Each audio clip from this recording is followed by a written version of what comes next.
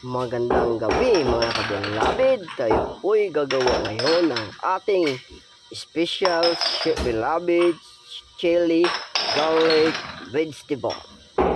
Yan mga kabilabid, pinapakita ko sa inyo kung paano tayo mag-sanitize ng ating mga gamit na bote. Yan po, pinakulo po natin yan sa mainit na tubig. Hindi lang po natin in-steam yan, kundi pinakulo talaga natin.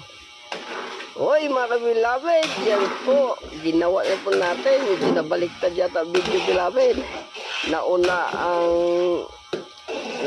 ang pagka-brown ng ating chili garlic. Yan, gimikos-mikos ni bilabid Gerson.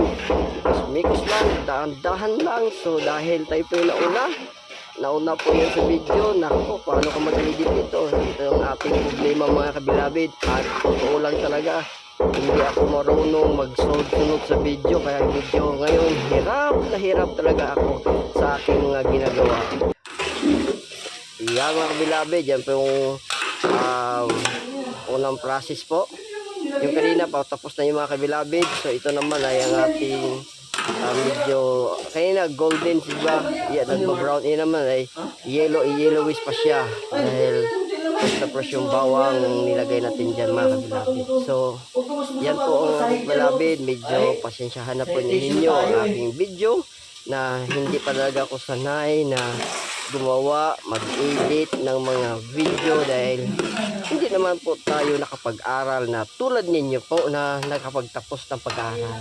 So at naniniwala ko bilabid na sa ating pagsasyaga siguro matutunan din natin yan magkumpuni ng mga video upang upang maging maayos at maging maganda po ang ating video. So ngayon mga kabilabid, tiis-tiis na po tayo. Kailangan sa buhay may pagtitiis ka kasi pag wala kang pagtitiis walang mangyayari sa buhay mo. Yan mga kabilabid, prepared na po ang ating mga ingredients. Mayroon tayong onion, chili, garlic, and then yan, golden vista palm oil vegetable na po ang ginamit natin. Oyster sauce, mayroon tayong sauce mamasita po bilabid, suka ang ating preservative, and sugar. Yan mga kabilabid.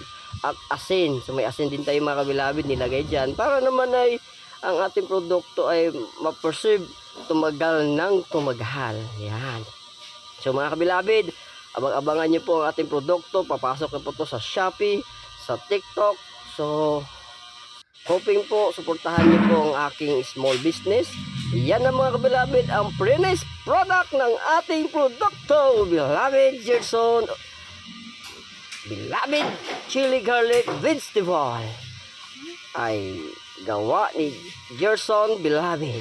So yan po mga kabilabid, vegetable oil, chili garlic. Kung gusto nyo tikman, manamnam, masarap, malasa, puno-puno ng pag-asa, puno-puno ng panalangin, niluto sa panalangin dahil kayo ang kakain. Kay bilabid Gerson, wala kang talo. Pwede po yung gawin itong reseller mga bilabid.